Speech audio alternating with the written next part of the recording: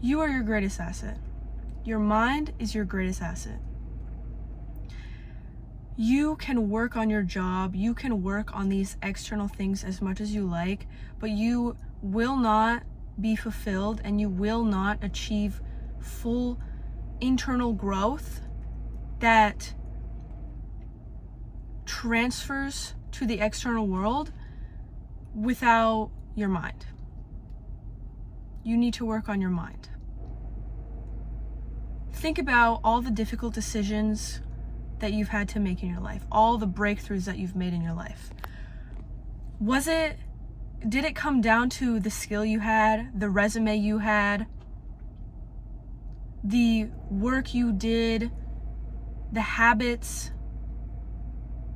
No, it didn't. If you think about it deeply, it didn't. At the end of the day, it came down to your mindset. It came down to your mind. It came down to your mentality. It came down to how hard did you work on your mind to be able to process things in a way that benefits you? How hard have you worked on your mind to release attachments, to release emotions that connect you from past ways of thinking?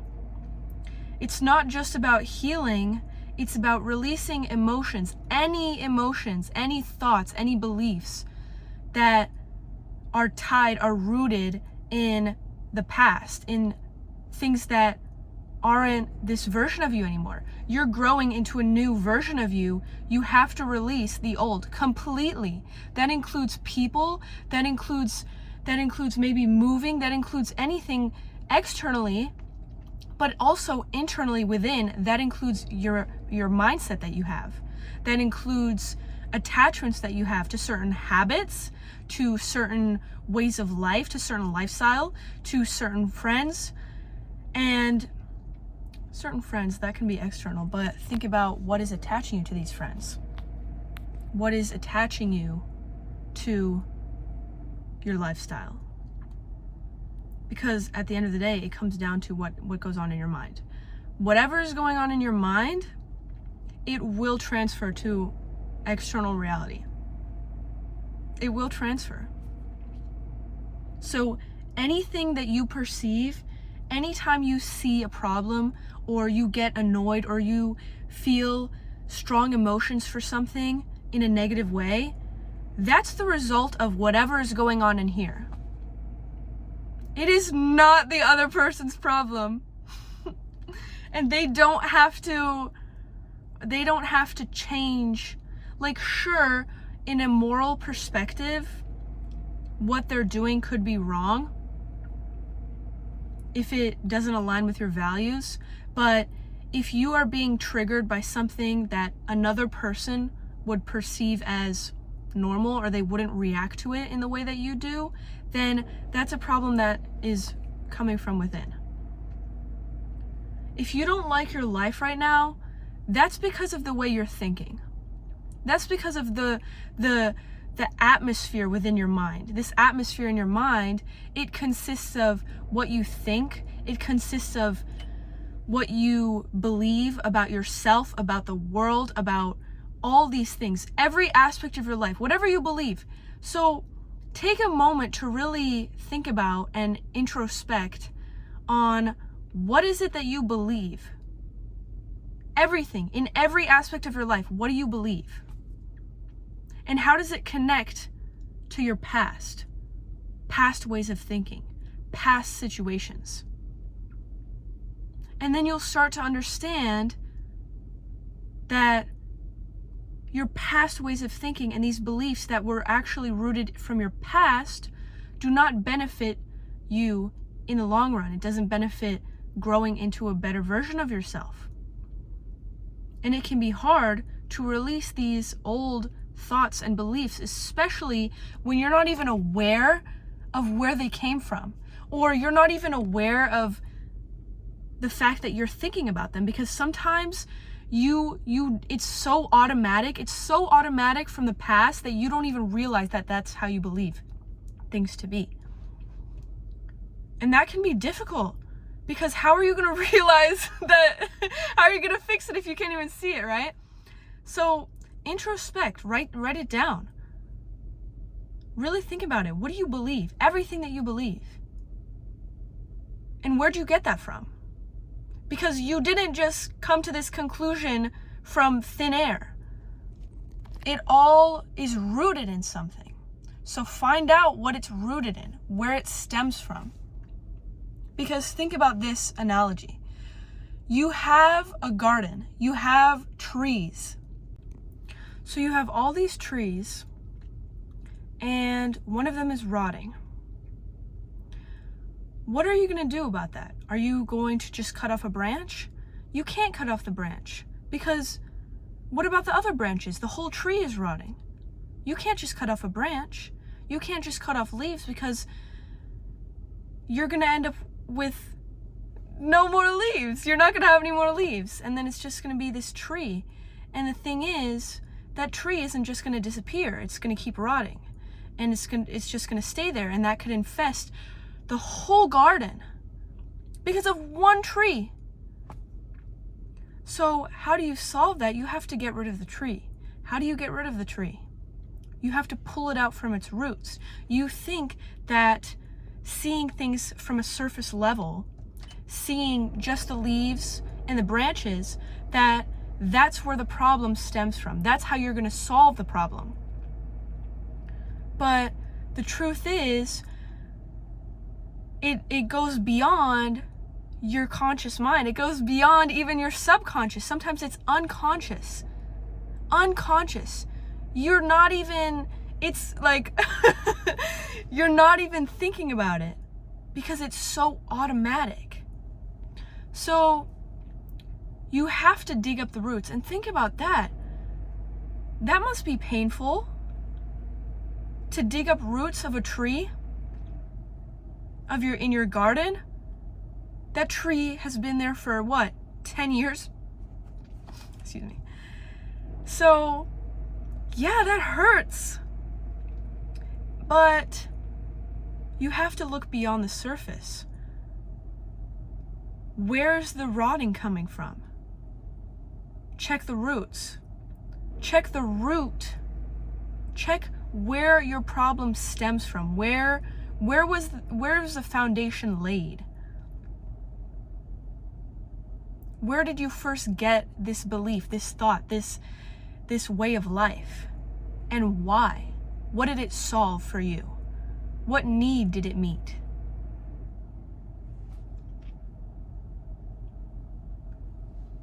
Going through difficult situations in life, especially from an early age, you think that things are normal if you don't see the way other people are doing things. You think that your coping mechanisms aren't coping mechanisms, they're just your life.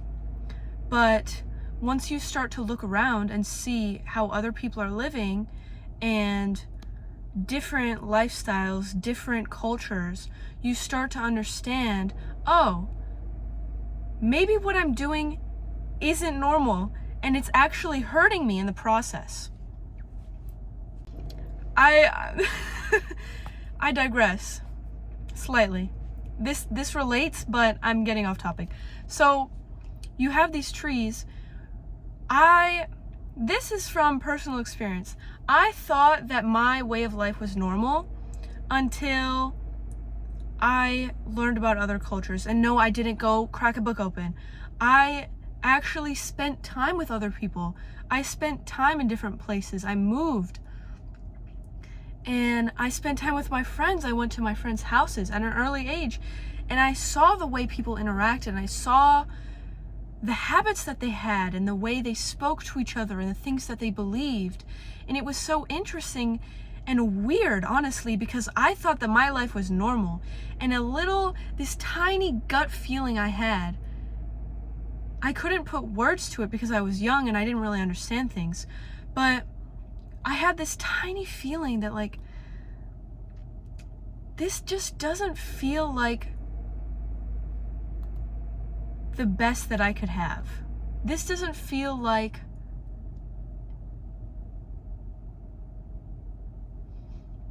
this just doesn't feel right. this feels out of touch with who I am. And it was when I began to really understand the way other people interacted that I realized my habits and my lifestyle and my beliefs were mine and not a collective way of life. And when I realized that, I started to understand, okay, I need to fix this. That was literally, and I know people say you shouldn't think of yourself as like, oh, I need to be fixed, but I think that's beneficial because I did need to be fixed. That's the truth. None of these things that I was doing were beneficial for me. They were hurting me.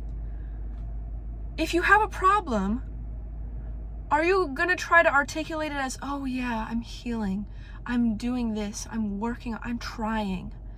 Or are you just gonna admit it and be like, yeah, this is a problem, I need to fix the problem? That's how it works. You're not gonna, your car's breaking down and you're thinking, okay, don't say you need to fix the car. You're at a checkup, you're saying, don't say that. Don't say that. You're healing the car. And I believe in healing, but people will think that saying you need to fix yourself is a negative connotation, but it's not. You can perceive it that way, but that means you have a perception problem. So you see what I mean? This all correlates. So yeah, I thought, okay, something's not right with my life if these people are living differently and they seem happier. And clearly what's going on in my life isn't normal because they're not doing it. These other people aren't doing it. This other culture isn't doing it. And I really started to think about it. I spent a lot of time thinking, like, so basically I gained awareness from my understanding of the rest of the world. I gained awareness of my life instead of seeing it as, it's like a bird that grows up in a cage thinks that the cage is its world. Nothing goes beyond the cage. And it's until you see what's beyond the cage that you realize that you're in a cage. Because you don't even realize that you're in a cage until you see that there's more beyond the cage. So that was my experience. And you can't fix things externally. And I had to learn that the hard way. Going through really difficult points in my life, I couldn't do anything about it, especially at a young age. I couldn't do anything about it. No matter what I said, nothing would be done. No matter what I did, nothing would be done. Nothing would change. And so I tried changing myself. And no, I didn't consciously think about it that way. I wasn't trying to change myself, but that is what happened. That's what happened. I had to change myself because I had to adapt to these things. I had to learn how to find my way through these things, like walking on eggshells in certain situations. I had to learn how to do that. So basically, I gained awareness. I saw, back to the analogy, I finally was aware that my trees were rotting, and I didn't even know. So no wonder no butterflies were coming to my garden. And no wonder I didn't feel okay internally, okay with myself, because how would you feel if you're like, think of you as the garden. You are the garden. Trees are aspects of you, our beliefs, our ways of life. If all your trees are rotting, your garden is rotting. You are the garden, you are rotting. So I came to a realization that all my trees were rotting. A lot of my trees were rotting. So I figured out through through experience, through trial and error, through going through certain situations that, okay, if I have an ongoing problem, it's going to keep showing up externally. If I have an ongoing internal problem, if I have something I haven't released, it's going to show up externally. So your perception of the world, literally you existing, is an opportunity for you to fine-tune your mind so you can release everything from the past and completely start fresh with whatever you want so that you can build your future. So back to the point of the tree analogy. I struggle with staying on topic, if you couldn't tell already, but it all relates, so you know. So you have these problems. Sometimes you're not even aware of the tree. First you gain awareness of the tree. Then you gain awareness of the rotting of the tree. Then you gain awareness of the roots of the tree. And then you have to dig up so that you can pull the roots out to completely get rid of the tree. You can't just cut off a branch or a leaf to get rid of that tree, to get rid of that metaphor for belief, to get rid of that lifestyle habit, lifestyle choice, to get rid of that connection, to get rid of that attachment to either your past, anything. So you're digging up these roots. So first you gain awareness of the tree, then you gain awareness of the rotting of the tree, then you gain awareness of the roots, why the tree is rotting. Then you pull the tree out so that you can plant a new tree, because as long as you have that rotting tree, the rest of your garden's going to be rotting. And no matter what you do externally, no matter how hard you work, you are still going to fail because of that tree, because of those rotting trees, because it's infesting your entire garden. So then you have to dig out the tree, pull it completely from its roots, because that's how you get rid of the tree fully. And then you have all this space. And yeah, you may think, okay, sometimes life will do it for you, honestly. Sometimes life will come in and bulldoze that place. Sometimes life will dig up, and think about digging things up. That must hurt. It does hurt. You're digging up the past. Ooh, we don't want to do that. Yes, you do.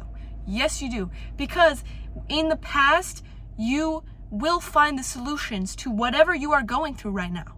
That's the truth. Because whatever problems you have right now, they are because of something from your past. So you have to figure out where it came from so you can get rid of it.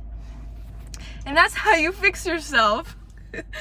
And it's not anything negative to say you're fixing yourself. You are fixing yourself to make yourself more efficient. That's good. That's a good thing. Until you think about it in a negative way where it's like, oh, I need to fix myself. I'm the problem. And then you get into this whole negative headspace. But then you have to think about, why are you getting into this negative headspace?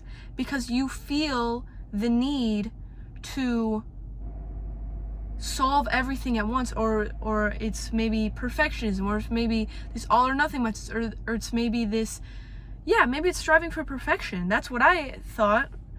But now I can say, it's fixing yourself without putting something negative to it, negative attachment to it, because I have released the tree of striving for perfection and needing to be perfect. Because that will make you think that fixing yourself is negative, is a negative terminology. So, yeah. So here's the thing. You're trying to solve your problems by looking externally, by trying to do things externally. But sometimes that may work. Sometimes, like David Goggins is a prime example. He pushes himself externally by running ultra marathons and by doing this army thing. And that helped his mind. But other than that, besides doing hard things that push your mind, you can't look externally to solve your problem, your lack of fulfillment. You getting more money, you getting a promotion, you getting all these things, these external things, these even material things, they are not going to fill that void in you. Yes, it's going to be an accomplishment. Yes, it's going to be great if that's your purpose in life, if you're constantly growing, but think about that. You have to grow your mind to do that. So my entire point of this video is your mind is your greatest asset. When you're alone and you have nothing, you have to sit with whatever is going on in your mind. So you better make that a nice place to be, because when it matters, when you're not distracting yourself with all these things, you have your mind. That's where you live. Your habits can build your mind, or they can reinforce these past behaviors and these past beliefs and these past attachments. So there's this thing called the law of accumulation. I think it's Brian Tracy that discusses this. Everything counts. Everything counts. Everything that you do, everything that you say, everything that you believe, it all adds up. What you're doing right now, watching this video, it's either helping you or it's hurting you. That's it. And everything that you do after this video and everything that you did before, it either helped you or hurt you. So you have to build your mind. You have to get rid of the rotting trees. You have to delete all these attachments to the past if you want to build new. And not even if you want to build new. If you just want to be okay with yourself and you have problems from the past. Because I know for sure that when you're younger, if someone tells you something that is degrading or negative, that sticks with you. Whether you remember it or not, it sticks with you. It is a foundation that creates this whole building of beliefs about yourself. And sometimes you have to break the whole building down. That's just what you have to do. That's just what it takes. You getting rid of these rotting trees, you basically fixing yourself. Your car is going to keep running because you fixed the problems. You don't have to keep adding new modifications to your car to make it go faster.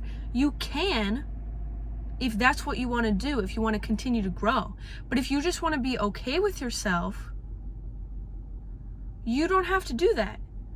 But you do have to get rid of the problem. You have to get the oil change. You have to get the new tires, you know?